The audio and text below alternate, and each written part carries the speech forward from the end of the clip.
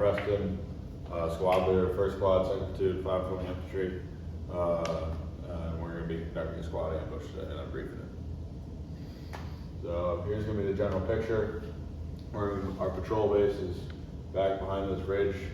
We're going to start moving to the ORP. So here, once we're in the ORP, we're going to conduct a security halt, conduct SILs, and then establish an ORP. From there, I'm going to conduct leaders recon. Who's going to be coming with me? It's going to be me, my AG, my Alpha team leader, my Alpha Grenadier, my Alpha Rifleman, my Bravo Grenadier, and then as well as my Bravo Automatic Rifleman SAW and my Bravo Rifleman. When we cross phase on Kelsey, that's when we're going to move into the traveling Overwatch and a fire team wedge, and then going to hit our prospective release point. When we hit the release point, we're going to establish an SNO team, or put it down. Our SNO team is the Bravo SAW and the Bravo Rifleman. From here, I'm going to give them a GOTWA, telling them that you can go in about 100 meters due south, and then another 50 meters either to the east or west, while I'll be establishing my security positions. Who I'm going with: me, my AG, the Alpha team leader, Alpha Grenadier, Alpha Rifleman, and the Bravo Grenadier. What to do if I don't come back? He should come down, look for me, follow my steps, and if they're unable to find me, go back to the ORP and talk to the Bravo team leader and reassess the situation. And if they take contact, they could bound up to me. So let's get started. So we're going to set our strong side security with our Alpha and our Alpha team leader and our Alpha Rifleman. Our Alpha team leader and our Bravo Grenadier. They're going to go right here. So they want to stay concealed from the road, from phase line Dawkins. So they want to stay back in the trees, but they also, it's important that they get good lines of sight. So they want to see over this hill right here, which will open up the rest of this valley and give us a good early warning signal.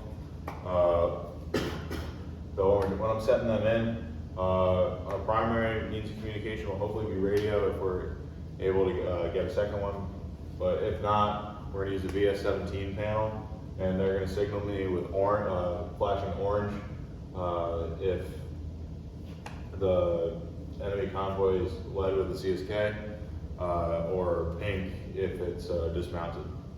So, and then their job, other than being a spotter, is to interdict the enemy once they've passed and are in the kill zone, and so that way we can consolidate them there and not have any runners or anything like that.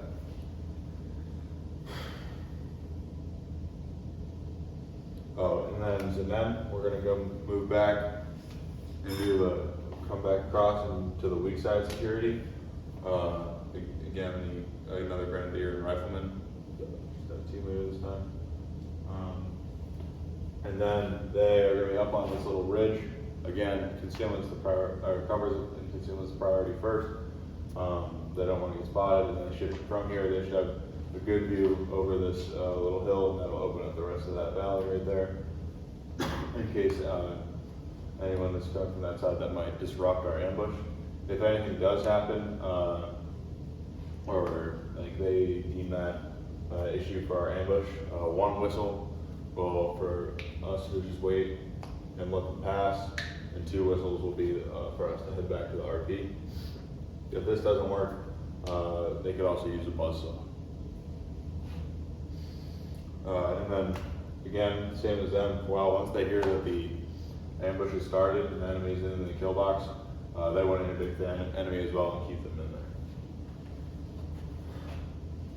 So after this, me and the AG are going to head back up to the SNO team, check in with them, tell them we're back, we're okay, and issue another GOTWA telling them that we're going to go do some leaders recon on our support by fire and our assault line positions. So we're going to tell them we're going 100 meters due south again. But we're going with me and my AG what to do if we don't come back. They should go to the alpha team leader at the strong side security and have him navigate towards us. And if they take contact, they should bound up to us. So if they take bound up to me and or one of the security positions to get help. So we're gonna head down, and first we're gonna start with support by fire. Priorities, they're gonna wanna be concealed, so stay in the trees again, but have good visuals on the kill zone. From here, we'll be able to confirm the kill zone, and we'll be able to identify TRP 1, 2, and 3 over there. We'll also be able to identify our LOA, phase line hertz, and we'll be able to set up sectors of fire. So the 240 is going to go from TRP 1 to 2. This AT4, who's the AG, is also going to be from TRP 1 to 2. And then the anti-armor specialist is going to be from TRP 3 to TRP 2. So their priorities during the ambush, the anti-armor specialist, though it's labeled that the AG is carrying the AT4 because he carried it, but the anti-armor specialist will be the one firing that, so he'll have two shots on the AT4. If the CSK is leading it, he's going to initiate the ambush. So he'll have the first shot. If he misses, he gets another shot. After that, he's got his M4, and he'll be working from right to left in his sector of fire, ensuring that we have no stragglers or squirmers coming out. And then he'll also have the ability to use he'll have the detonator recorded for this claymore. So if he deems it necessary to blow that, he'll be able to do that as well. And that'll be at dismounted troops, targeting dismounted troops.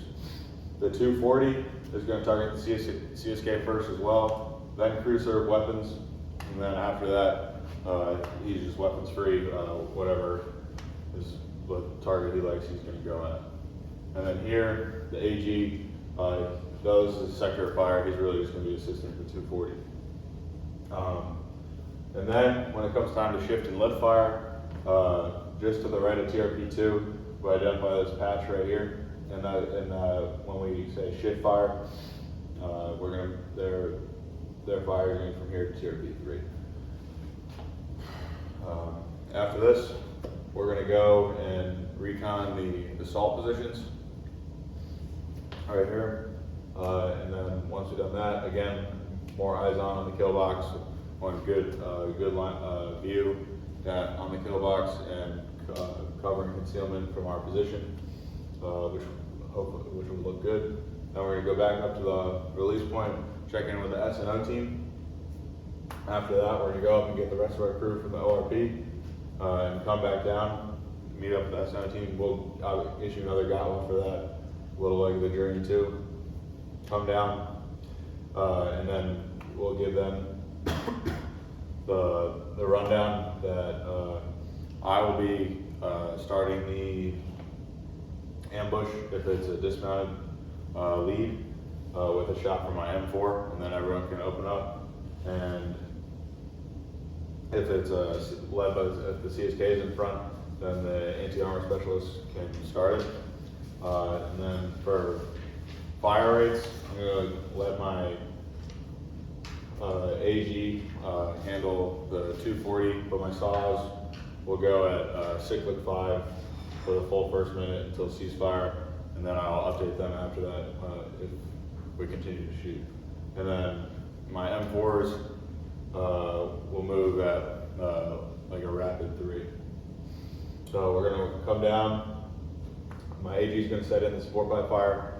I'm going to set in the assault line, so I have saw on both ends here, and then squad leader, me in the middle, and then 2 M4s.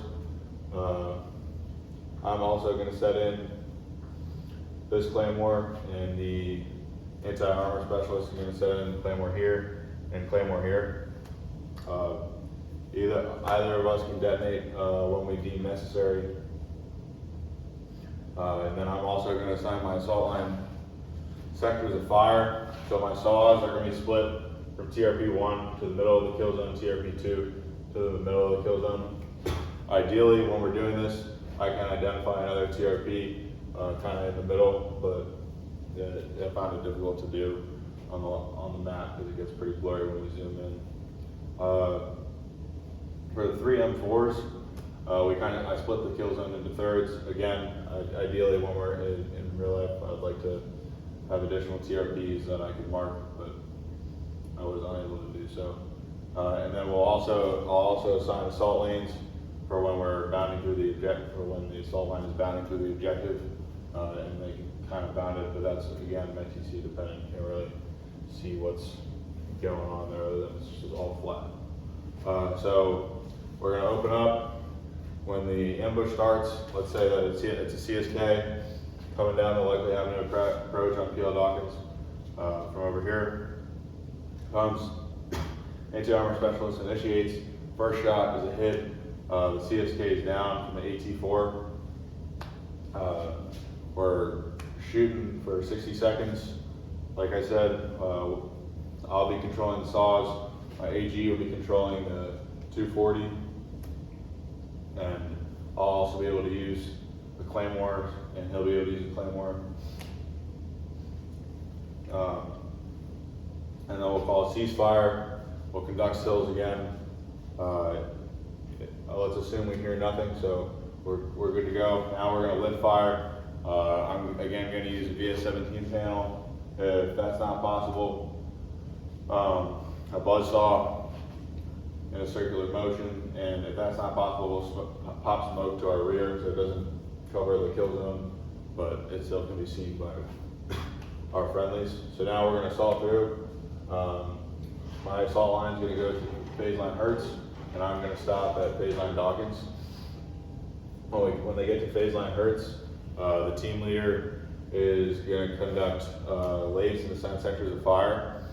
After when he's conducting laves and he's ready to report back to me, he's going to bring the rifleman with me. So he's going to report, and they're both going to be my EPW and demo squad team. So they're going to move through the kill zone in a zigzag fashion. Whichever direction they pick is fine. And they're going to be looking for enemy weapons, enemy ammunition left, and anything else that we might find valuable, like radio or map or something. They're going to report it to me, and I'll report it to higher. And then anything we deem not necessary will eventually be destroyed. So for our exfil, we're going to use the red, white, and blue plan. For the red, white, and blue plan, when we say red, the remaining of the assault line is going to start moving back through my choke point and then back to the RP.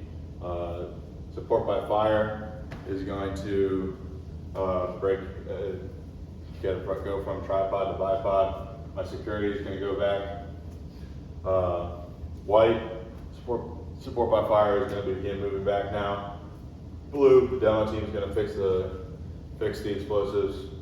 And blue burning, explosives will go boom. Everyone will go through the choke point and get counted off by me.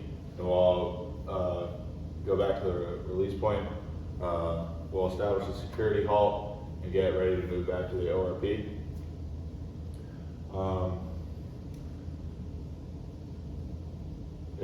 So that concludes the ambush portion of the brief. I chose this location particularly because I felt it still forced the enemy into an open field in the background.